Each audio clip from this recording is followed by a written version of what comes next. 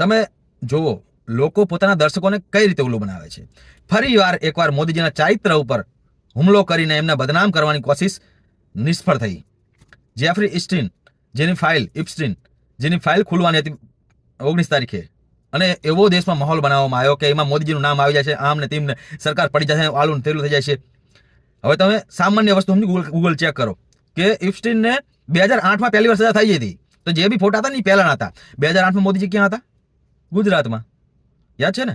હવે ગુજરાતનો સીએમ અહીંયા આગળ ગયો હોય છે, ગુજરાતના સીએમના વિડીયો અહીંયા આગળ ફોટા છે, અને બધાને ખબર છે કે એ વખતે મોદીજીને અમેરિકાએ વિઝા જ નહોતો આપ્યા જ્યાં સુધી સીએમ હતા ત્યાં સુધી. તો પછી મોદીજીના અહીંયા આગળ ફોટો હોવાનું અસંભવ છે.